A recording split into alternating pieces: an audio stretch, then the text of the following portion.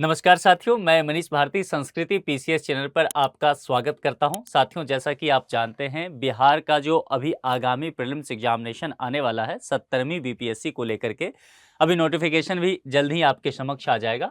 उसको ध्यान में रखते हुए हम लोग करंट अफेयर्स की तैयारी कर रहे हैं। ठीक है, जैसा कि आप जानते हैं कि हम इस कार्यक्रम में क्या करते हैं, 10 प्रश्न लेकर के आते हैं जो कि करंट अफेयर्स के टॉपिक से रिलेटेड होता है और फिर उस प्रश्न का व्याख्या सहित हम देखते हैं उसे। ठीक है, और इसका पीडीएफ जो ये पूरा है संस्कृति आईएएस के टेलीग्राम ग्रुप पर आपको उपलब्ध करा दिया जाएगा। इसके लिए क्या करना है, इसी वीडियो के डिस्क्रिप्शन बॉक्स में जाइए, टेलीग्राम ग्रुप का लिंक दिया होगा, लिंक से आप क्लिक करके सीधा चैनल पे जाइए, ज्वाइन कर लीजिए, ये मटेरियल आपको वहां पर मिल जाएगा। ठीक है, 10 क्वेश्चन 10 टॉपिक, ये अभी से लेकर के जब तक आपका प्रीलिम्स एग्जामिनेशन बीपीएससी का हो नहीं जाता है 17वीं, तब तक ये चलता रहेगा प्रोग्राम। यानी कि आप कह सकते हैं कि हम पूरी तरह से जो है करंट अफेयर्स तैयार कर लेने वाले हैं तब तक। तो चलिए यहां पर देखते हैं, पहला क्वेश्चन पर सीधे चलते हैं। वर्ष 2024 में बिहार राज्य के गरीब परिवारों की आर्थिक दशा सुधारने हेतु बिहार सरकार ने कितने करोड़ रुपए की स्वीकृति दी है? मामला समझ में आ गया? पहला प्रश्न देख लीजिए, यहां वर्ष 2024 को लेकर के बातें किया गया है और 2024 में क्या किया गया है कि बिहार राज्य के द्वारा गरीब परिवारों की आर्थिक दशा सुधारने के लिए बिहार सरकार ने फंड दिया है। तो यही आपसे पूछा गया है कि वह जो फंड दिया गया है वह कितने करोड़ रुपए का है, उसकी स्वीकृति दी गई है। अब देखिए, चूंकि पीसीएस एग्जाम है तो इस तरह के आंकड़े आपके समक्ष आएंगे और ये बहुत करीबी डेटा होता है, तो आपको ध्यान रहना चाहिए। अब इसका जरा हम विस्तार से पहले समझ लेते हैं। देखिए, यूं तो यहां पर जवाब भी मैंने लिख दिया है, चूंकि आपको ये पीडीएफ में उपलब्ध करा दूंगा, तो मैं चाहता हूं अलग से आपको मेहनत ना करना पड़े, आपके पास पूरे ये जो है अभी से 2.5 महीने का चीजें उपलब्ध हो। तो हर दिन अगर आप 10 प्रश्न को ऐसे समाधान करते चलते हैं तो करंट अफेयर्स का 10 टॉपिक तैयार हो गया। आप समझ रहे हैं? तो आप देखेंगे कि आपके पास जो है फिर कोई टॉपिक बच ही नहीं जाएगा, पूरी तरह से करंट अफेयर जो है यहां से आपका बीपीएससी के लिए तैयार हो जाने वाला है। चलिए, तो देखिए यहां पर सबसे पहले देखते हैं क्या क्या मुद्दा है। बिहार राज्य में आर्थिक रूप से गरीब परिवारों की आर्थिक दशा सुधारने हेतु उद्योग विभाग ने एक प्रारंभिक रणनीति तैयार की है।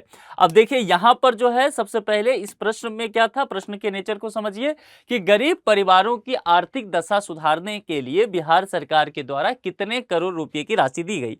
अब यहां पर एक चीज आपको आंकड़ा समक्ष आ गया ना कि ये जो कार्यक्रम किया गया है किसके द्वारा, यह उद्योग विभाग के द्वारा।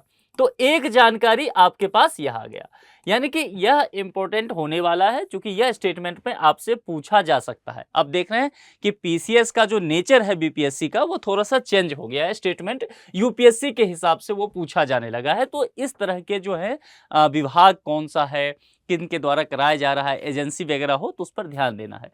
तो यहाँ पर उद्योग विभाग ने एक प्रारंभिक रणनीति तैयार की है गरीबों को रोजगार दिलाने के लिए। इसका उद्देश्य देखिए, विभाग समझ गए, और रोजगार दिलाने के लिए तत्काल 1250 करोड़ रुपए की स्वीकृति दी गई है उद्योग विभाग बिहार सरकार के द्वारा।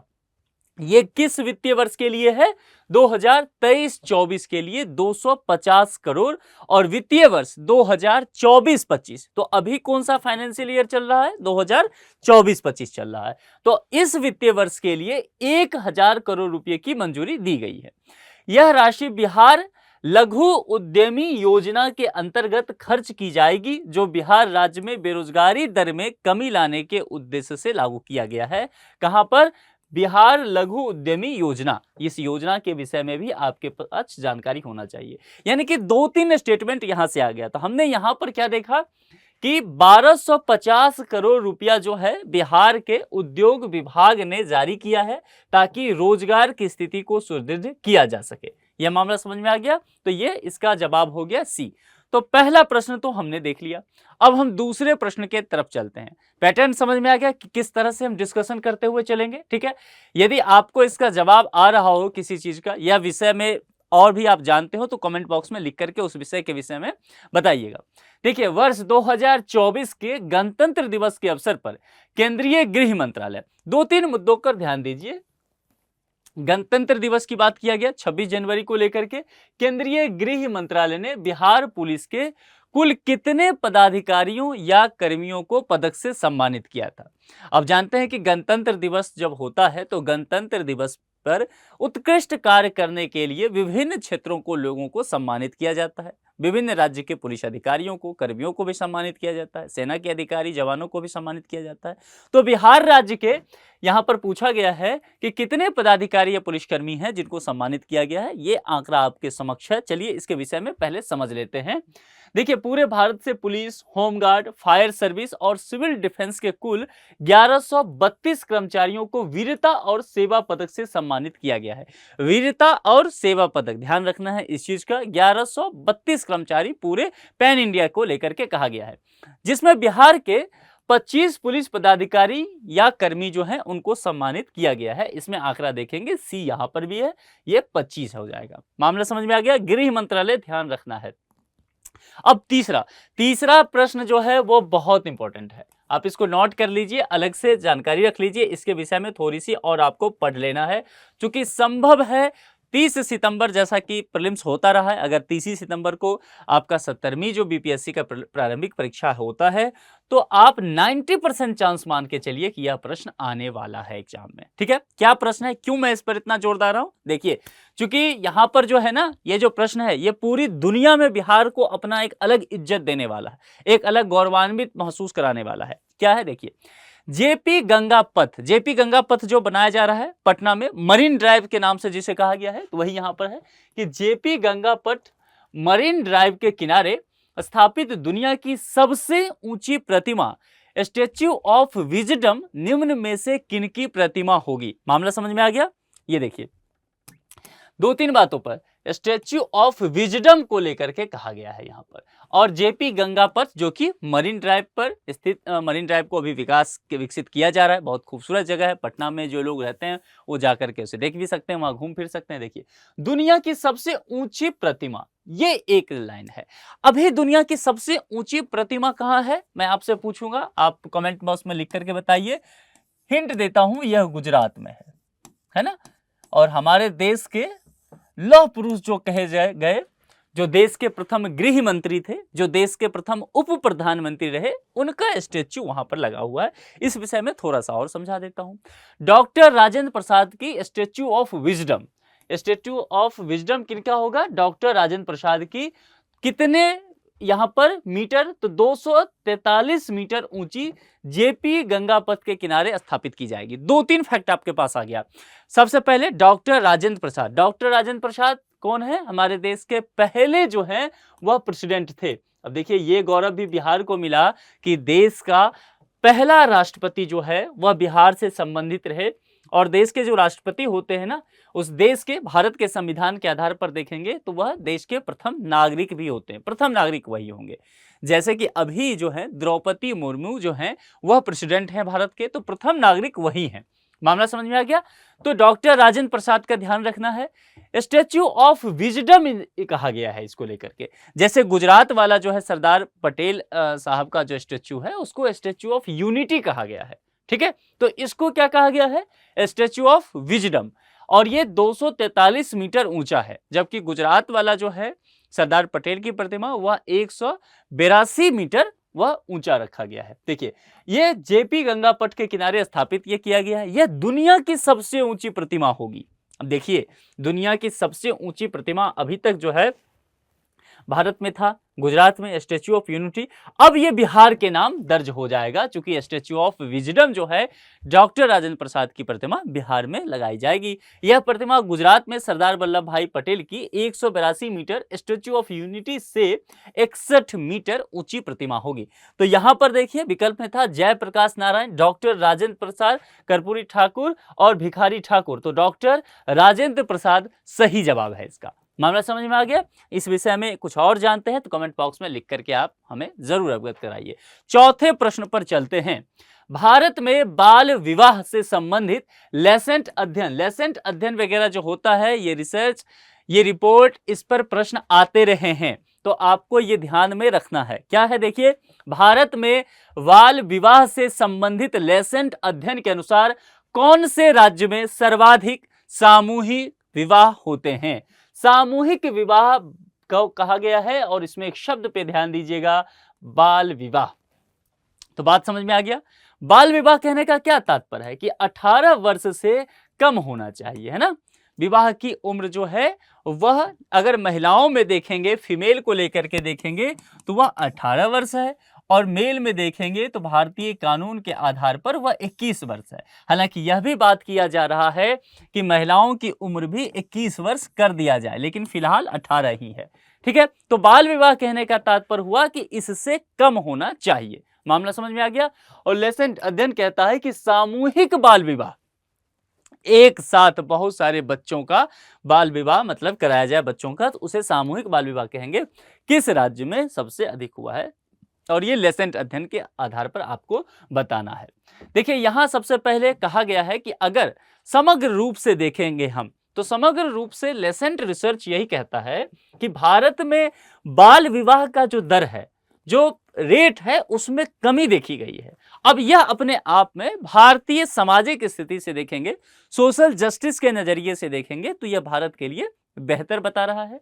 अब यहां पर देखेंगे कि भारत में अभी भी सामूहिक बाल विवाह जहां हो रहे हैं, उसमें कुछ टॉप के राज्य की स्थिति अगर हम देखते हैं तो बिहार जो है वह आपको पहले नंबर पर दिखेगा। और बिहार में अगर दर देखेंगे तो 16.7% बाल विवाह सामूहिक रूप से हो रहा है। पश्चिम बंगाल जो है 15.2, बिहार से थोड़ा ही कम है, फिर उत्तर प्रदेश है, फिर महाराष्ट्र है।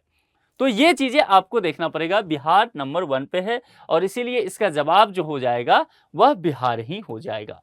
ठीक है, तो चौथा ये हो गया। आप जब बीपीएससी देने जाएंगे और इससे संबंधित प्रश्न आए तो आपको दिमाग में रखना है कि जिस स्टेट का हम एग्जाम दे रहे हैं, हम बिहार का एग्जाम दे रहे हैं, तो बिहार ही यहां पर जवाब भी हो जाएगा, अगर स्टेट के नाम में कंफ्यूजन हो, आपको याद ना रहे तो। चलिए आगे बढ़ते हैं, 5वें प्रश्न पर चलते हैं। 5वां प्रश्न क्या है, FIH हॉकी 5S महिला विश्व कप के फाइनल में भारतीय टीम के विरुद्ध कौन से देश की टीम थी। फिर से समझ लीजिए, FIH हॉकी 5S महिला विश्व कप के फाइनल में भारतीय टीम के विरुद्ध कौन से देश की टीम थी। यहां पर 4 नाम दिया गया है, 4 देशों का नाम। सबसे पहले इसके विषय में थोड़ा सा समझ लेते हैं। FIH हॉकी 5S महिला विश्व कप के फाइनल में नीदरलैंड ने भारतीय महिला हॉकी टीम को 7-2 के अंतर से हरा दिया था। भारतीय महिला टीम जो है हार गई थी, और यहां पर समझ में आ गया कि कौन सा कंट्री, तो नीदरलैंड वो था। इसका आयोजन कहां पर किया गया था, तो ओमान में। ओमान कहां है, गल्फ कंट्री है, तो ध्यान रखना है। एक फैक्ट आपके पास ये आया नीदरलैंड, दूसरा ओमान आपके पास एक तथ्य आ गया। यह भी जानकारी रखना है कि भारत जो है 7-2 के मुकाबले हार गया था। ठीक है, इसमें भारत की दीपिका सोरेंग को सर्वश्रेष्ठ जूनियर खिलाड़ी घोषित किया गया। अब यहां पर इसके बारे में समझिए, हॉकी 5S हॉकी का एक छोटा प्रारूप है, ये जो कहा गया आपसे, इसके विषय में थोड़ा सा हम समझ लेते हैं। यहां पर इसमें दोनों टीम में 5-5 खिलाड़ी होते हैं। मैच कुल 20 मिनट का ही केवल होता है। इसके लिए खेल का मैदान नियमित मैदान के आकार का आधा होता है। अब जैसे समझ लेते हैं इसको, आप ठीक से समझिए, क्योंकि हॉकी है तो हमारा एक तरह से राष्ट्रीय खेल ही, लेकिन हम लोग बहुत ज्यादा उसको प्रैक्टिस नहीं करते हैं, इसलिए ध्यान में नहीं रहता है। ऐसे समझ लीजिए, क्रिकेट तो सभी देखते होंगे, क्रिकेट भारत में धर्म की तरह फॉलो कराया जाता है। T20 वर्ल्ड कप हमारी टीम अभी जीत करके आई है, बहुत खुशी की बात है। तो यहां पर समझ लिए, पहले जो होता था ना, वह टेस्ट क्रिकेट होता था। टेस्ट क्रिकेट कितने दिन का, तो 5 डेज का हुआ। ठीक है, अब फिर आ गया 1 डे। ठीक है, इसे व्हाइट बॉल क्रिकेट भी कहा जाता है, 1 डे को। 1 डे तो जाहिर सी बात है एक दिन में यह मामला निपट जाएगा। और फिर क्या आ गया, T20। तो T20 देखिए ये कितना करता है, 20-20 ओवर का है। 20-20 ओवर का है, तो अब 4-5 घंटे में निकल जाएगा मामला। तो ठीक जैसे क्रिकेट में ये फटाफट क्रिकेट आया ना, वैसा ही FIH हॉकी 5S होता है। इसमें क्या हुआ कि प्रारूप थोड़ा छोटा कर दिया गया, खिलाड़ियों की संख्या कम कर दी गई, मैच की टाइमिंग कम कर दिया गया, और जो आप कह सकते हैं स्टेडियम का आकार प्रकार है मैदान का, उसका मैदान का जो आकार प्रकार है वो थोड़ा और छोटा कर दिया गया। तो ये थोड़ा आप कह सकते हैं, जैसे T20 को फटाफट क्रिकेट कहेंगे ना, ये फटाफट हॉकी टाइप का मामला हो गया। तो यहां पर नीदरलैंड के साथ ऐसा हुआ था, 7-2 से हराया था, ओमान में था ये मैच। तो यहां पर जो है विपक्षी टीम को नीदरलैंड, मामला समझ में आ गया। इसके साथ फिर से कहूंगा, ओमान के विषय में जानकारी होना चाहिए, 7-2 से हराया था। और इसके विषय में थोड़ी सी जानकारी है ना, FIH हॉकी 5S क्या है आपको पता होना चाहिए। तो ये मामला समझ में आ गया। चलिए छठे प्रश्न की तरफ चलते हैं। भारत और सऊदी अरब के बीच हुआ संयुक्त सैन्य अभ्यास सदा तंसीक आयोजित किया गया था। ये बहुत ज्यादा इंपॉर्टेंट प्रश्न है। मान के चलिए कि आप जब बीपीएससी एग्जाम देने जाएंगे, ये प्रश्न आपको एग्जाम भवन में दिख सकता है। सैन्य अभ्यास पर बीपीएससी की नजर रहता है और ये प्रश्न जो है आ सकता है, क्योंकि ये शब्द जो है काफी प्रसिद्ध अखबारों में भी रहा है, चर्चा में रहा है। सदा तंसीक, ध्यान देना है, सदा तंसीक किसके किसके बीच, तो यहां पर बता भी दिया है, भारत और सऊदी अरब 2 देश हैं। ठीक है, फैक्ट को कैसे ध्यान में रखना है।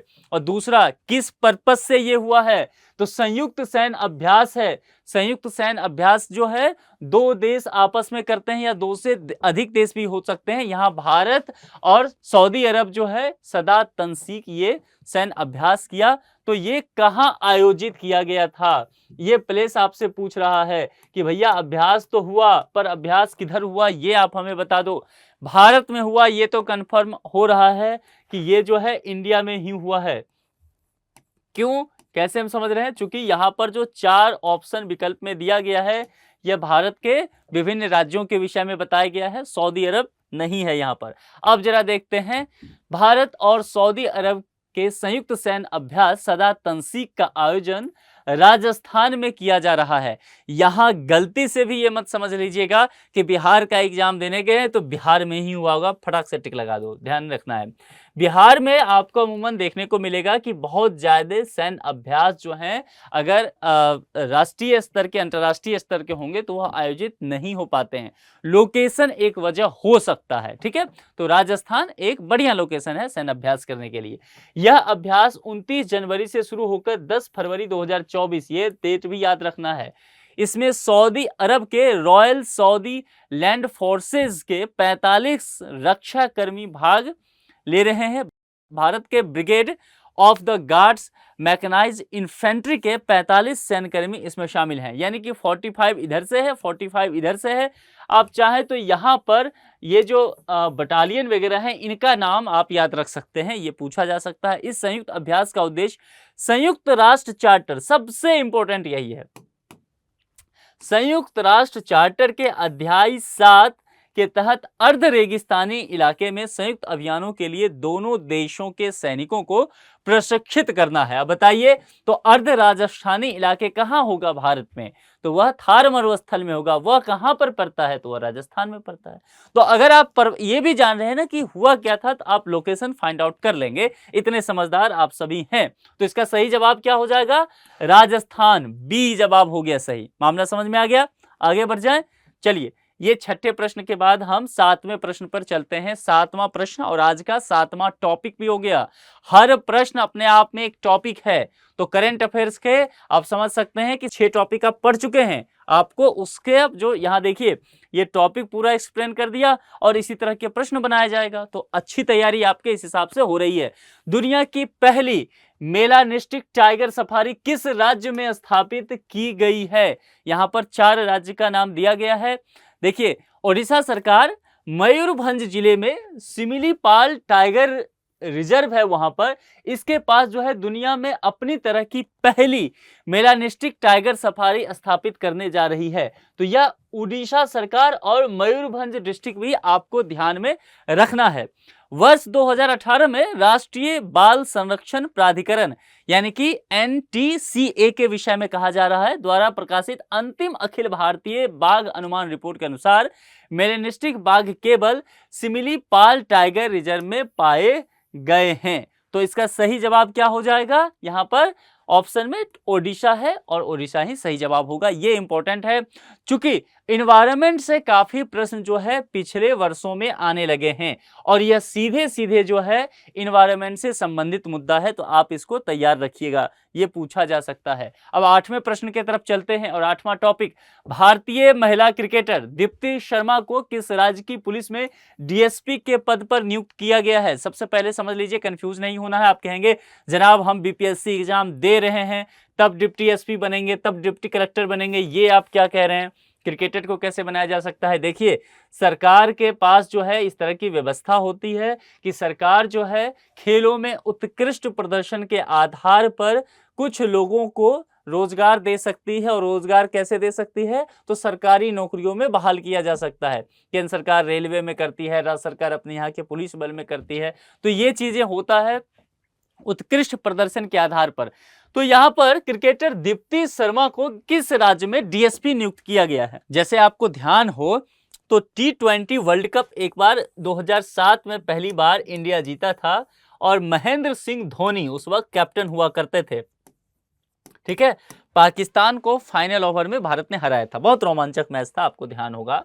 तो उस समय क्या था, जोगिंदर शर्मा को आखिरी ओवर बॉलिंग कराने के लिए दिया गया था, वही मैच जिता दिए। और जोगिंदर शर्मा को बाद में ठीक ऐसे ही पुलिस में नियुक्त किया गया था, डीएसपी के पद पर ही, और वह हरियाणा सरकार के द्वारा किया गया था। मामला समझ में आ रहा है? तो ऐसे पहले भी कई घटनाएं हो चुकी हैं, इसीलिए घबराना नहीं है। भारतीय महिला क्रिकेटर दीप्ति शर्मा को उत्तर प्रदेश पुलिस में डीएसपी के पद पर नियुक्त किया गया है। दीप्ति शर्मा एशियन गेम्स में स्वर्ण पदक जीतने वाली भारतीय क्रिकेट टीम का हिस्सा थी और ये आगरा की रहने वाली हैं, उत्तर प्रदेश से ही रहने वाली है, इसीलिए उत्तर प्रदेश सरकार ने इन्हें सम्मानित किया है। इन्होंने दिसंबर 2023 में पहली बार ICC player of the month का अवार्ड भी जीता था। तो यहां पर विकल्प में क्या उत्तर प्रदेश कहां पर डी में दिख रहा है, इसीलिए 8वें प्रश्न का सही जवाब क्या हो जाएगा? उत्तर प्रदेश और डी हो जाएगा। चलिए अब आज के 9वें टॉपिक करंट अफेयर्स में और 9वें प्रश्न पर चलते हैं। किस राज्य ने सड़क हादसों पर रोक लगाने के लिए सड़क सुरक्षा बल की शुरुआत की है? 4 विकल्प यहां पर आपको दिख रहा है। यहां पर सबसे पहले समझते हैं, पंजाब सरकार ने सड़क हादसों पर रोक लगाने के लिए सड़क सुरक्षा बल की शुरुआत की है। तो पहला फैक्ट तो आपके पास आ गया, एक जानकारी कि पंजाब सरकार के द्वारा हुआ है।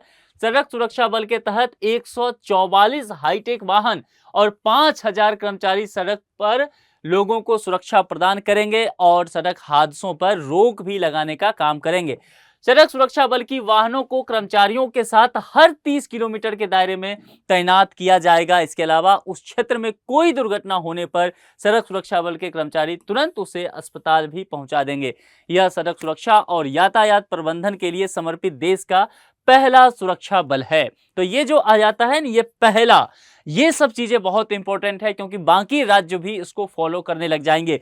बिहार भी उन राज्यों में शामिल है जिस राज्य में सबसे ज्यादा रोड पे एक्सीडेंट होता है और लोगों की मृत्यु इस वजह से हो जाती है। तो संभव है आगे चल करके बाकी राज्यों के द्वारा उसे फॉलो किया जाए। तो इसका सही जवाब क्या हो जाएगा? सी, पंजाब। ध्यान रखना है किस चीज के लिए होता, तो ये पंजाब में पहली सड़क सुरक्षा बल यहां पर तैनात किया गया है। देश में पहली बार इस तरह के काम हुए हैं। अब हम आज के आखिरी टॉपिक पर आ जाते हैं, 10वें टॉपिक पर, 10वें प्रश्न के साथ। क्या कहा गया है? पूर्वोत्तर भारत के पहले योग और प्राकृतिक चिकित्सा अस्पताल की स्थापना किस शहर में की जा रही है? थोड़ा सा यहां पर विराम लीजिए और चीज को समझिए। क्या कहा गया है? पूर्वोत्तर भारत और योग और प्राकृतिक चिकित्सा अस्पताल, ठीक है। और यहां पर एक शब्द देखिए, ये पहला है। तो फिर से इंपॉर्टेंट, मैंने कहा ना जहां भी पहला वगैरह है ध्यान रखना है। और ये पूछा गया है कि कौन सा शहर है। शहर देखिए, गुवाहाटी, ईटानगर, डिब्रूगढ़, शिलांग, मेघालय शिलांग पड़ता है, ईटानगर जो है अरुणाचल प्रदेश में पड़ता है, गुवाहाटी जो है असम में पड़ता है। तो देखना है, अब यहाँ पर पूर्वोत्तर भारत पूछा गया है तो पूर्वोत्तर भारत के विषय में क्या जानते हैं? पूर्वोत्तर भारत में जो है 7 सिस्टर्स है। भारत का जो आप कह सकते हैं उत्तर पूर्व का हिस्सा हो जाता है, वहां 7 राज्य हैं, 7 सिस्टर्स उसे कहा जाता है, ठीक है। जिसमें अरुणाचल प्रदेश आ गया, मेघालय आ गया, मणिपुर आ गया, त्रिपुरा आ गया, मिजोरम आ गया, नागालैंड आ गया। ये सभी जो हैं 7 सिस्टर्स के अंतर्गत आते हैं। और एक इनका छोटा भाई भी है। छोटा भाई कौन है? तो वह सिक्किम हो जाता है।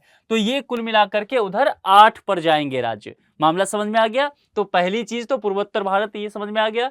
योग और प्राकृतिक चिकित्सा अस्पताल की वहां पर स्थापना की जा रही है, ये अपने आप में पहला होने वाला है। और किस शहर का, वो आपको पूछा जा रहा है। केंद्रीय आयुष मंत्री, ध्यान रखिएगा। तो एक तो यहां से जानकारी हो गया आयुष मंत्रालय के तहत। देखिए अब यहां पर जो है जैसे ही योग और प्राकृतिक चिकित्सा की बात आएगी ना, अपने आप आपको आयुष मंत्रालय के पास पहुंच जाना है। तो आयुष मंत्री ने असम के डिब्रूगढ़ में योग और प्राकृतिक चिकित्सा अस्पताल के साथ केंद्रीय योग और प्राकृतिक चिकित्सा अनुसंधान संस्थान की आधारशिला भी रखी है। तो यहां पर जो है इसके माध्यम से रिसर्च एंड डेवलपमेंट का काम भी होगा, R&D का काम भी चलेगा। यह भी ध्यान रखना है। हो सकता है ये ना पूछ के ये पूछ दे और आप कंफ्यूज कर जाएं। यह पूर्वोत्तर भारत में इस प्रकार का पहला अस्पताल होगा। तो ये इंपॉर्टेंट पॉइंट है। यह योग और प्राकृतिक चिकित्सा के क्षेत्र में शिक्षा, निवारण, स्वास्थ्य सेवा और अनुसंधान में बेंचमार्क मानक स्थापित करेगा। केंद्रीय योग और प्राकृतिक चिकित्सा संस्थान योग और प्राकृतिक चिकित्सा में वैश्विक प्रचार और अनुसंधान के लिए एक अंतर्राष्ट्रीय सहयोग केंद्र के रूप में भी काम करेगा। तो आयुष मंत्रालय ध्यान देना है। दूसरा जो है वह असम राज्य के डिब्रूगढ़, तो यह भी आपको ध्यान में रखना है। तो 10वां का सही जवाब क्या हो गया? सी। तो कुल मिलाकर के हमने क्या देखा आज के इस लेक्चर में? हमने 10 टॉपिक करंट अफेयर्स का उठाया, उससे 10 प्रश्न बनाया, हम सबों ने मिलकर अभ्यास भी किया। और ये कहां पूछा जाएगा? तो बीपीएससी 70वीं जो होने वाला है प्रारंभिक परीक्षा 30 सितंबर को प्रस्तावित है, उसमें इसमें से प्रश्न आ सकते हैं। तो कुल मिलाकर के फिर से बता दूं, अगले 2.5 महीने तक मेरे साथ जुड़े रहिए, क्योंकि प्रतिदिन आपको 10 प्रश्न और 10 टॉपिक मैं ला करके दूंगा और इसी में से देखेंगे कि आपको कहीं ना कहीं से प्रश्न आ जाएगा। तो इसी वादे के साथ कि हमारी मुलाकात होती रहेगी और आप लोग करंट अफेयर्स को लेकर के कोई और टॉपिक लगता है जिस पर बात की जानी चाहिए, कमेंट बॉक्स में लिखते चलिए। संस्कृति पीसीएस चैनल को अभी तक सब्सक्राइब यदि नहीं किए हैं तो सब्सक्राइब कर लीजिए। अपने दोस्तों के साथ इस वीडियो को शेयर कीजिए, उन्हें बताइए कि भैया एक व्यक्ति आ गया है जो सारा करंट अफेयर्स कवर करा देगा 2.5 महीने में, तो फिर हम लोग आराम से उसको पढ़ सकेंगे। तो आज के इस लेक्चर में इतना ही रखते हैं, फिर मुलाकात होगी। अपना बेहद ख्याल रखिए। बहुत बहुत शुक्रिया।